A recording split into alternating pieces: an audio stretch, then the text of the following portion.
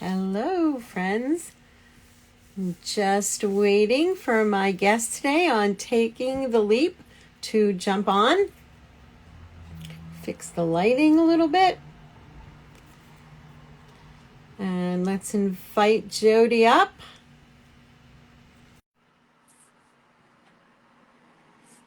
She's coming on.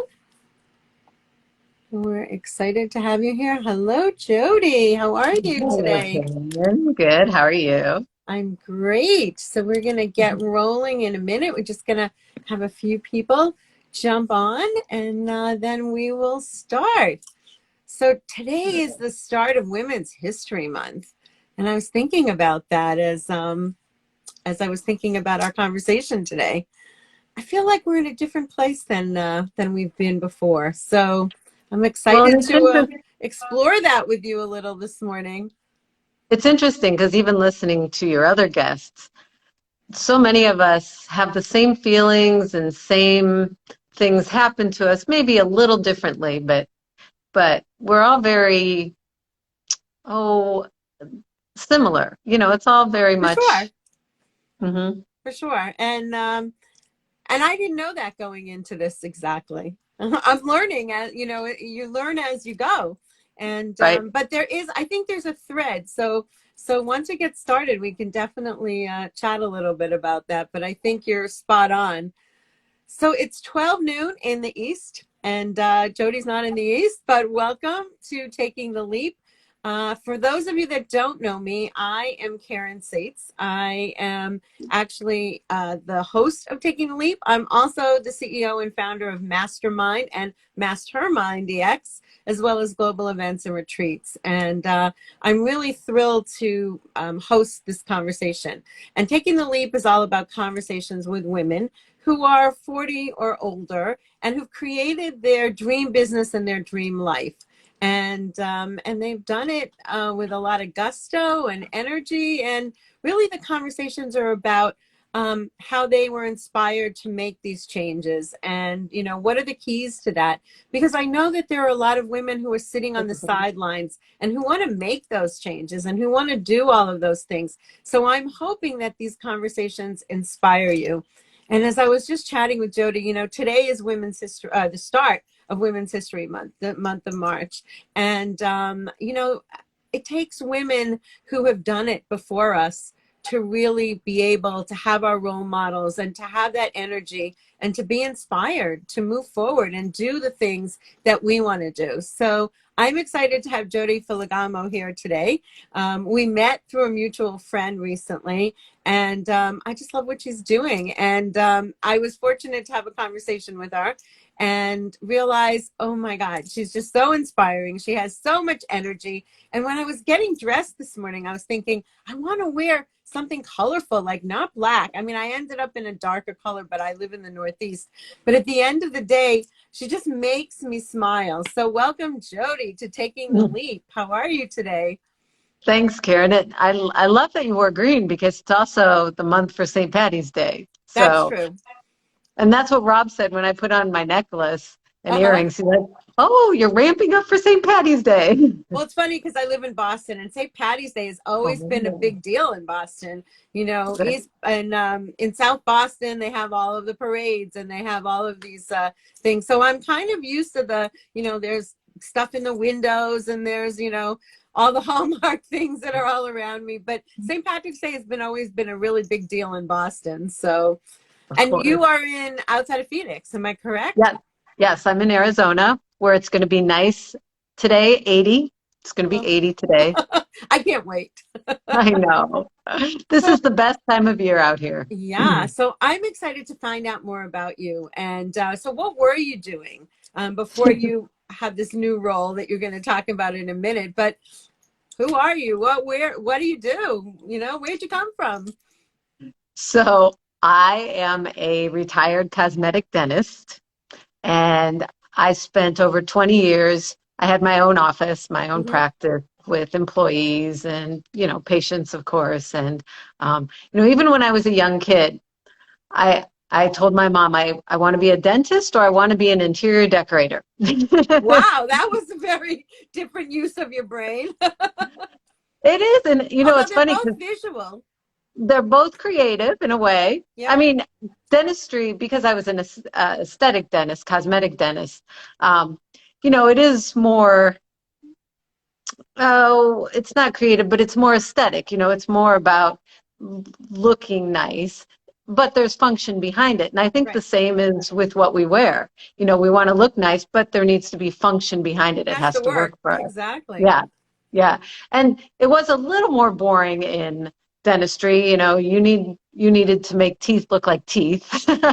and, but I learned a lot about color. Hmm. You wouldn't think so, but teeth aren't just one color. There's lots of variations of values and hues. I mean, it was quite a learning process. Uh-huh. And you did it for 20 plus years?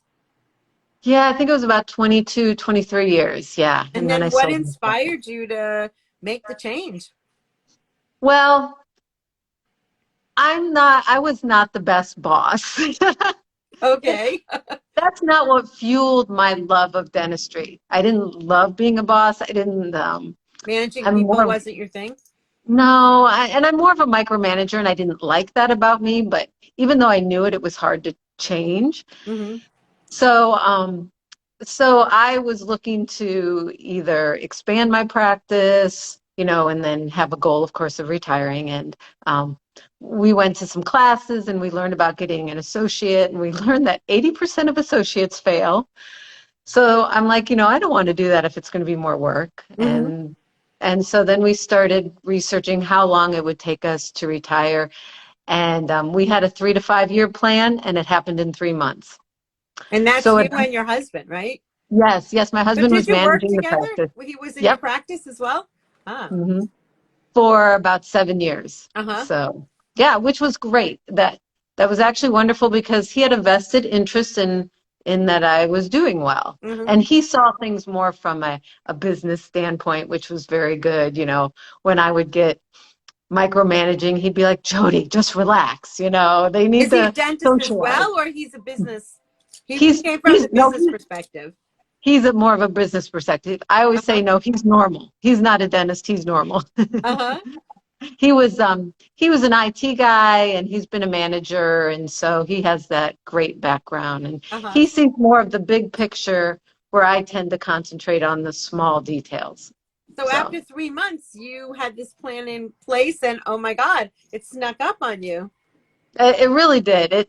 It was very spontaneous, and we weren't exactly ready, Uh-huh. but you can't always wait until you're ready. When the right thing comes along, you know, And that is that's very entrepreneurial as well. yeah, it was scary To though. seize the moment and to Yeah. kind of go with it, right? So you Yep. were still Yep. living in Colorado at the time, right? We were living in Colorado, and um, we loved Colorado. We'd been there. I'd been there 30 plus years. Rob had been there 40 plus years. We Uh-huh. did not plan to move. We loved Colorado, but So that wasn't part of the retirement plan. oh no, no, no, no, no, no, not at all. Uh-huh. So what inspired the move to Arizona? Actually, we had friends down here, and when we would come visit, Rob realized that he would breathe better. His breathing was better at the lower altitude.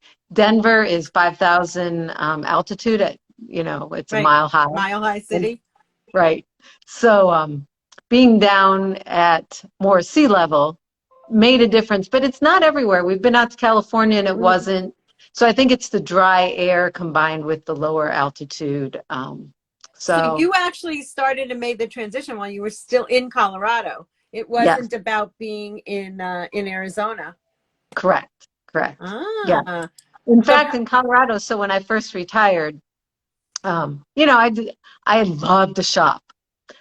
No, no surprise there. I love to uh-huh. shop. I've shopped for friends before, even before I was a dentist. I'd shop for friends, and I always said when I retire, I'd love to shop for people. I'd love to be a personal shopper, Uh-huh. and so I was thinking about doing that after we sold the practice. And Rob said, "Well, why don't you start a blog?" And I'm like, "What's a blog?" So Did you you like to research. write? I mean, was writing sort of No, part? No? no, no, no. I am not a writer. Even Uh now, huh. that's not my forte. But, the more you do it, But it was your door, easier. but it was your entryway, right? It was your door into that transition. Yeah, I'm more about give me the clothes, let me show you how to do this, show you what to put together. Hmm. I've gotten better about describing it. It's still not my, Well, do for you think it. that people are, so first of all, why don't you tell everyone what you're doing now? Because so they know who you are and what you do now. So I have a fashion blog, but it's not just about me. It's about um, I showcase my mother, who's 84, and Hmm. then here in Arizona, I showcase my friend who's in her 70s. In Denver, it was my mother and my stepmom.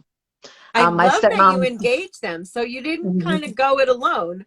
You said, okay, right. I'm going to start off by showing something besides myself, right?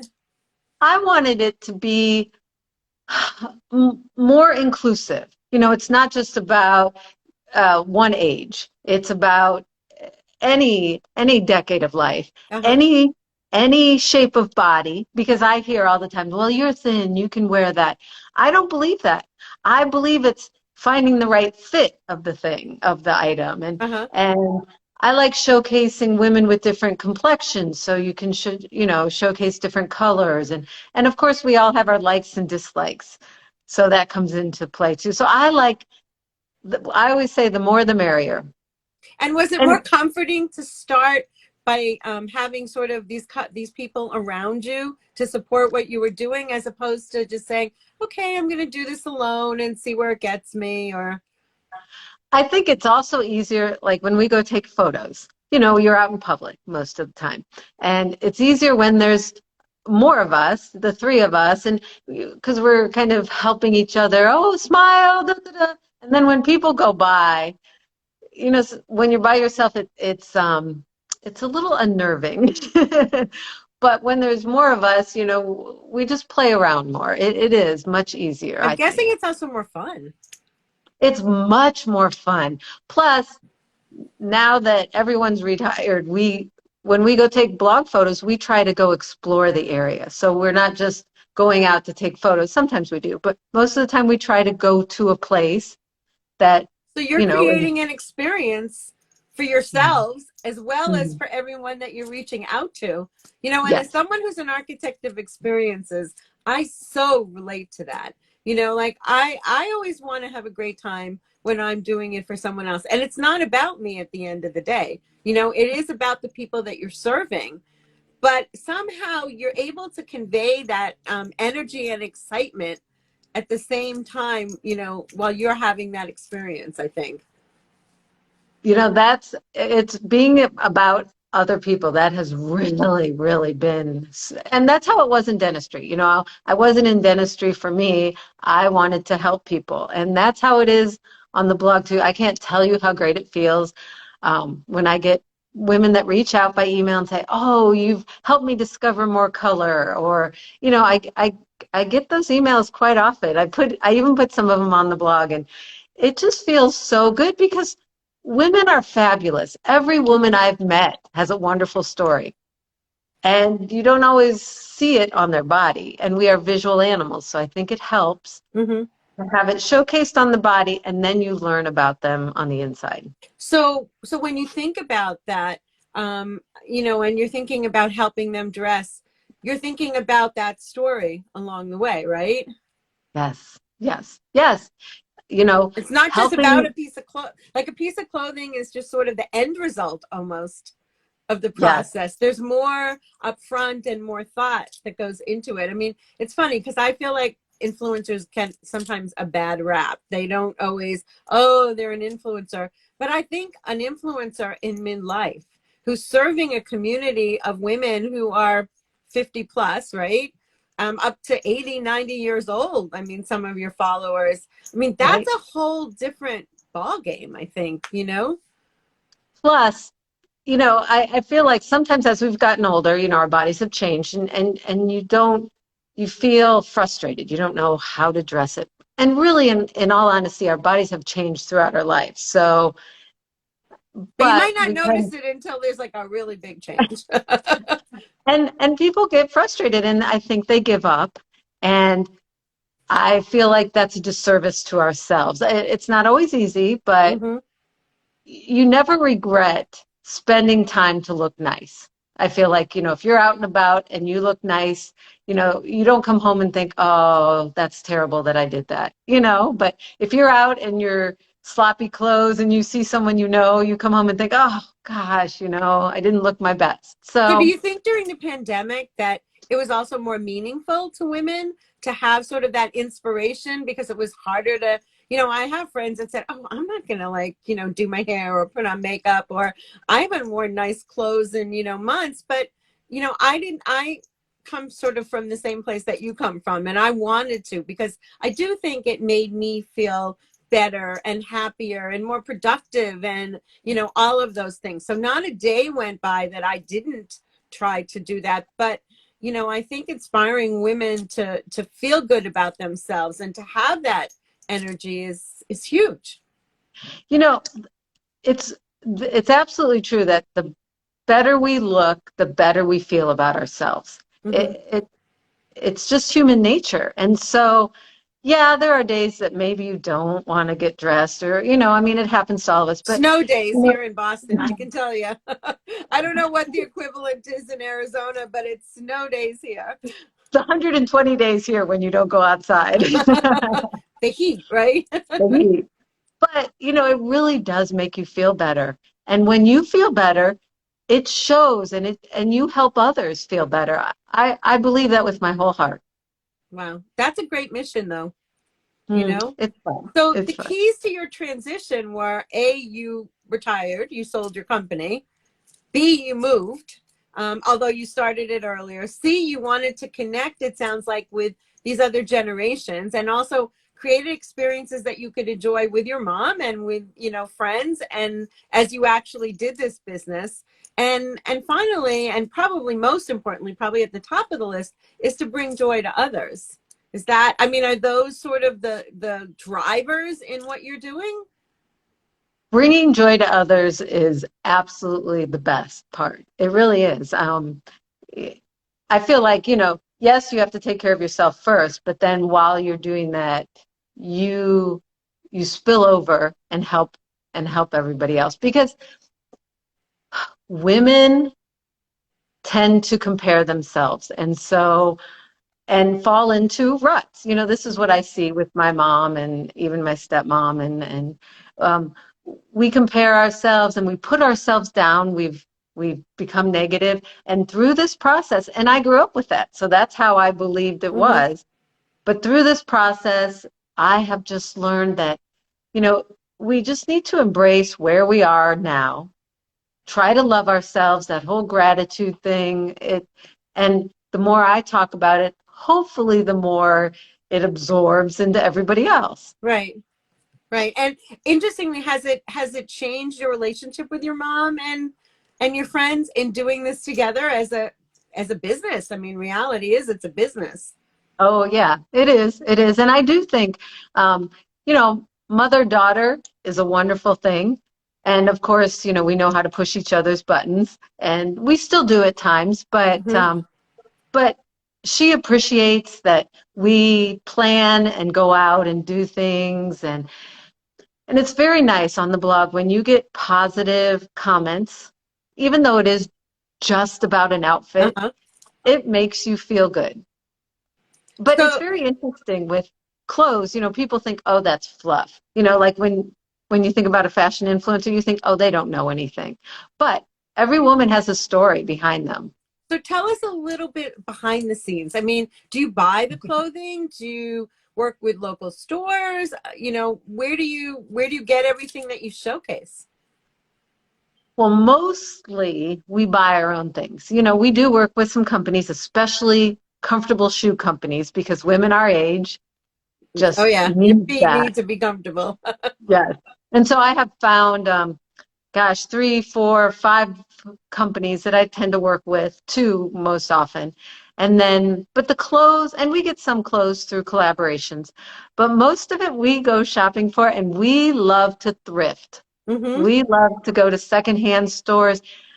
You find the most unique and colorful things, especially if you can't find yellow at the retail stores, you just go to the thrift store and they have all the colors. Uh-huh. So, That's great. and it's good for the environment, it's good for our wallet, and it's helped fill up my closet with fun, just so much fun. But That I is a also great idea. and I love supporting small businesses, that, I mean, I still go to Target too, don't get me wrong, but there's a bunch of small online boutiques, and it's good to help promote them. Do you ever take the clothing that you've gotten in thrifts and sort of redo them or, upsell them? I have a friend locally who has this amazing business, taking some of those things and, embellishing them and embroidering them and putting amazing things on them. And it's unbelievable how fabulous it looks. It's so funny you ask that because I'm doing that right now. I love the idea of it, and I would do it more if I had the time. You know how that time thing comes Right, in. right, right. But I saw, who was it? I think it's Sabra, my style is my brand, had this beautiful jacket with like a tweed jacket with all of this colorful flowers on it. And I'm like, wow, I have a tweed jacket, but it has embroidery of flowers on it, but they're all beige. And I'm Uh-huh. like, I think I'm going to change that up and add more color to it. So I started with embroidery floss, different colors, and I'm going to do that on the front since I started. But then I just bought some clothing paint, and I'm Wow. doing the paint on the I like back. splattering. I'm going to connect you with a friend of mine because seriously, she has an entire store in Wellesley, Mass. It's called Patty's, and she's probably on this, and she's amazing. And she has done the most fantastic clothing I have ever seen. And it's taking things and dyeing them and embroidering them and just making them new again. And And it's and that's amazing what you can do, you know? and that's so good for the environment, first Oh, for off. sure. But then you get this unique item that, not No one everyone else else has. has, right? And that is really my goal. I don't feel like I need to look like everyone else anymore. I did back in the day, but now I Mhm. want to be unique. There's a jean company, Una Blue Jeans, and they do that. And I feel like I could do that, but I don't have the time. But I have a pair of their jeans and they're fabulous. Right. You get to make how you want them. So if you're a woman and you have these, dreams of doing something different, what would you say to them to think about as you make that change and as you take that leap forward? Because that's really what you're doing. And you can do it in baby steps. It sounds like you did it pretty quickly, not even anticipating doing it that quickly, just life happened. But what would you say to them? What would you say to think about as you make that move and take those steps? I would say, the two best things would be to do something that you really love, that you really have a passion for. If you really have a passion for it, it's going to show. And you may not think, well, how could I make money off of that, right? Because in a way, that's an underlying thought for Hmm. everyone. But you'll figure that out. But if you have passion for it, if it'll show, and that will make you more successful, as opposed to you're doing it to make money. It's not So gonna start with the passion and the money start with will the follow. passion, and the money will follow. And usually your passion is the second thing, has experience. So something that you've done for a while so that you can refer back, and also I think it's good to show change too. Like for me, you might not realize this because I love color. You see me in color all Right. the time. I wasn't always this way. My closet was not so colorful, especially when I was working, because I felt the need. I had to be very professional. It was a man dominated um, career when I first started, So you especially. were And kind of so, covered, weren't you? I mean, people couldn't mhm, really see exactly what you were wearing at the end of the day. no, But and I always had a blazer, and it was a it was what different, you were very different. supposed to be looking like. Yes, it's supposed to. That was a very big thought in my head every time I went to work. I had to look like a dentist, like Hmm. a professional dentist, someone, so, And did you have but a so I, role model of a woman that was a cosmetic dentist that you had sort of followed in their footsteps or not really? no, no, I really didn't. Um, there were a couple in our school, but I wasn't at the time. I was young at the time, and so I didn't really know how to reach out and ask So you for, had to pave your own way. You had your own vision of what that looked like, and that was Yep. just the way it was. Yeah. And I was not good at asking for help at that time of my life. And I feel like a lot of women are that way. We were brought up to be strong. Right. And I see that, even with my mom, you're brought up to be strong, and that's great. That takes you a long distance. Mm-hmm. Um, but you miss out if you don't ask for help. And asking for help seems weak. At least that's how I was brought up. Mm-hmm. And yet it can be the best thing you do for yourself. And so that's been hard, but it's been very, very A helpful. lesson learned, right? Lesson learned, a lesson We learned. don't have to do it the hard way. I wrote an Instagram post about that. We don't get extra like kudos or something if we take the hard road versus just make it simple and make it easy and do it. I think I always felt like I had to complicate it and make it harder. And if I made it harder, it was going to be better. But it's not better. It just takes longer and you get more aggravated and it's more difficult, right? And so Exactly. who's benefiting from all of that? So I'm wondering, was your mom a shopper? Because my mom is on here, right? And she's definitely watching. And my mom taught me how to shop. That is the number one thing. Not the number one thing. Obviously, I learned other things from my mom. Hey, mom, don't think that was the only thing. But at the end of the day, when we wanted to have fun and go out on a weekend or do something, she would take me shopping, and she taught me how to be this pretty amazing shopper. It was like Filene's Basement 101, which I don't know if you'd ever been to Boston, but that was a really famous place. And they would get, huge name companies that would give them their end runs and all of those things. And people would be down there flinging the clothes and trying them on in the middle of the store. And you'd be like holding on to your little pile because you didn't want anyone to steal from it. And you really learned how to pick out those pieces and shop. And for those that don't really know me, my first role out of graduate school after getting an MBA was working for Liz Claiborne Accessories. And in the interview, they said to me, why do you think you should get this? And I said, well, because I could walk into Loman's and I could pick any piece of clothing off that rack and I know exactly who made it and what it is. And they hired me 2 days later. And I worked with them for 15 years. So there's something to be said for learning from your mom how to be a great shopper, right? I think your mom and my mom would get along Yeah, my fabulously. mom's in Boca and she's on here watching. So hey mom, thank you for teaching me how to do that because it's still something I love. And although I create experiences and events and lots of learning, my passion and my fun and is going to a city and getting to see and being inspired by all the creativity in that city. And that's Yeah, in food and that's in clothing and that's in the culture, and that's really the culture of every city that we go to when you think yeah. about it. Even the architecture and everything. Absolutely.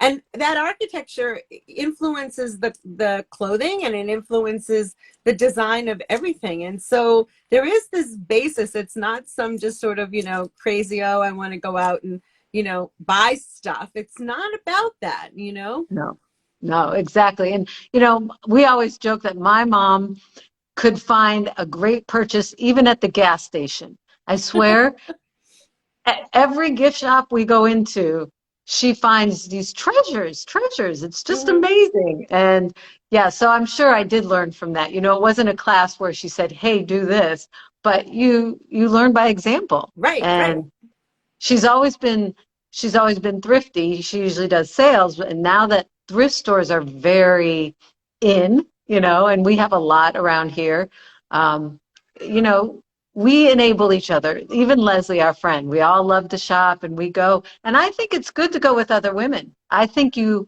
Hmm. get I'll be like, "Hey mom, how about this?" She didn't see it or it was in the wrong size area, and we just help each other that way. So is it still the thrill of the hunt for you? Because it is still the thrill of the hunt for me. And not everybody understands that. I have friends that forget it. They don't want to shop. They don't want to go in. They want to literally go online, click a button, and they want it to come to their house. And they hate it. I mean, they truly, truly like hate doing that. For me, it's finding that needle in the haystack. It's finding this piece that's completely unexpected. And it's funny because I have a website that I'm starting called Mission Perfect Accessory, but it's not about the perfect accessory. It's about the mission, and it's about finding that needle in the haystack, right? And So when we get together, when we meet up, we'll go shopping. We'll oh, have a for sure. blast. That's my next trip to Arizona, your trip to Boston, or meeting somewhere in the middle, because the truth is you can have that fun anywhere. Oh You yeah, you know, to your absolutely. mom's point, it could be in the gas station and they have something hanging on the wall and you're like, "Oh my God, I got to buy that." Or, you're driving through the desert and God knows what you like find, or frankly, you They have, don't even have to buy it. I right. actually love, walking on the beach and finding beach glass and making something with Uh, it, or finding yes. shells and, drilling a hole in it, and the next thing you know, you're wearing it. So it's not always about purchasing it. Many times you can find it, or restructure something, and you're not even spending $1 on it. It's using your creativity. It's using your imagination to figure out how else can I use it. Yeah, I mean that's what I've learned so much, but it takes some time and playing around. But like I was wearing a necklace yesterday and it was too long, so I wrapped it around twice. Well, in order to have the pendant in the front, then you had the clasp in the front, and I was Mm-hmm. like, oh, what can I do? I put an earring. I looped an earring through it Mm-hmm. and put it in. So it basically it kind of covered it up. It changed the focus that way. Right. And I wouldn't have thought to do that years ago before I was doing this. But you're looking at things through a different lens now. And Yep. I think it's that lens that makes what you do so special. And it's your ability to see something in someone and how that connects with something else, right? I mean, that's Yeah. really what you're doing. You're matching up those things that you're seeing. And that's a real skill. I love it when I have some women and they're plus size, and there's just nothing wrong with that. But yet they've heard all the time, I can't wear this, I can't wear stripes. And one of my friends one time said a quote about, you know, why can't I wear stripes? Even if I do look bigger, which I hate that thought in the first place. What's bad about looking bigger? Right? Who decided that looking small is the way to be? And I say that a lot of times. Why is it bad to have a big butt? I mean, look at some of the stars Making a out lot of there. money on having a big butt, right? Right. There's nothing wrong with how our body is as it is. We have to change our mindset to like and love ourselves and And get be true beyond to that. ourselves, right? Yes. Yes, it's much more freeing and fun if you don't worry about like how pale I am, or are my boobs too big or small, or my weight, all those things, any of those things. So I think, if as you're speaking to women that want to make those leaps and take those risks, you know, I'm in summarizing what you're saying, don't be scared of it, number one. Which Enjoy is it, hard. but work hard, but Mhm. but speak to your passion and your heart and what you believe, and don't go by someone else's rules. Right. We You are make all the so rules. different. We all make our own rules. Yeah, there Yes. are bigger, things going on in the world, etc. But at the end of the Of course. day, we find our place within that, and just keep trying it until you get it to where you want it to be, right? Because when you get to that place, then you help others. And to me, that's the That's what this best is thing in the about, world you right? can do. Right. Right. Support others, build others up, help other women. We all So need it. I love that you went from one way of helping them to another way of helping them, right? But the Yes. thread stayed the same. You wanted Yep. them to feel good about the way they looked. You wanted them to feel good about who they are. You wanted them to be able to go out and be themselves, right, at their very best. And all of those things stay true. Just the way you actually did it is different. It's been quite the journey because when I started off, I felt like there was only one way to dress correctly. And now, The it's world is it's your a oyster, right? it really is. And we need to appreciate that and not judge others. We have it in our head sometimes. Well, why would she wear that? And that's we need to look and say, well, now that is so creative. I wouldn't have thought to do that. It's just And not changing the everyone's going to love every single thing. There's just right. no way because everybody's taste is different and everybody looks at things differently. But if you just see one thing that you're inspired by, then wow, it just made your day, it made your week. Who knows where it goes, right? Exactly. It's actually very fun to be creative with what you wear because it should show what your personality is. And none of us are really boring. Well, for I've another learned that. conversation, I will say that I have really curly hair, much like Susan, who's our mutual Me friend. too. And you do really, and I and do. I do blow it out, I and do I don't too. blow it out every day, but I do. Sometimes I wear a curly on those snow days when I'm in the house, or you know. But it is who I am, and I do love it curly as much as I love it, straight. And I think that embracing all of that is just part of who you are, and So this is where I think we're also all a work in progress. Nobody is perfect, first of all, and nobody well, is there a is no masterpiece. perfect, I Right. guess, They're imperfectly perfect. That's my favorite. But right? I do. I have the curly hair, and I always joke I look like Little Orphan Annie, because it really, really curls. Uh-huh. And that's one thing I haven't. I try to embrace it. I've done it some, but I do tend to go back to my straight, to blow it dry. We And all have an image of ourselves in terms of what we like better, right? yep, yep, yep. And it's easy to change. So That's I the best part figure, of curly hair, that you can wear curly or you can wear it straight. Sometimes, when you have the straightest of hair, people they're trying to get it curly, but they can't. We have this amazing option that we can go either way. So yep, I've always yep, said that, I've never wanted to like put straightener or some kind of thing in my hair, but it's all about being who you are. And that's yes. really what the conversation is about, to do what you love, to be who you are, to be true to yourself, and to not wait and to not say, oh, maybe, one day I'll try that. But if you're thinking about it and it's in your heart and it's in your head and you want to try it, take that leap, go for it, try Believe. it. Because there's never a perfect time, There's never a perfect time. Exactly. So, except now. Now is the right perfect now in the moment time. is the perfect time, exactly. And that's what I hope people remember and walk away with, that if you want to try it, just go for it. And you could try it in little baby steps, or you can jump head first, right? But I always say that when I was younger, I wish I had been more open to failure. I felt before I used to feel that failure was bad, and yet really it's just trying. And right. I think if we get over that being And it's scared of not failing, failure, it's learning. right? Exactly. It's not, that Exactly. isn't failure. It's just a learning experience. And if we Hmm. don't learn, we'll never be able to make it better. If Which we is think why it's you need to take the leap now. exactly, it's why you have to take that leap. So Jodie, if people want to find you, where can Mm. they go to find you? So my blog is J Touch of Style. Of course, you can type in Jodie's Touch of Style. Jodie is just hard to spell, but Uh-huh. jtouchofstyle.com. And then on Instagram and Facebook, I'm J Touch of Style. All right.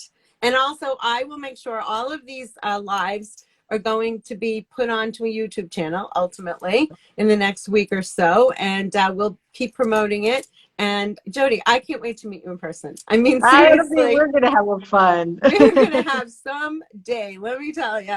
And really, I think it will be fantastic. So I so appreciate you taking the time Thank and you. helping to kick off Women's History Month, Yay. and to be a role model, and to have your mom be part of that and to have your friends be part of that. I think for me, that's what is just so special also. It's not just about you, it's about creating this community and giving people different points of view and really serving so many different people. So thank you for being part of this conversation today and Thank being part you. of taking the leap, which I hope becomes a community for people who've done it and who want to do it and who really want to change their life and do something great and follow their passions and their dreams. So thank you so much for being here, and I look forward to speaking to you soon. Have a Thanks. great day. You too. Bye, Thank Karen. you. Bye.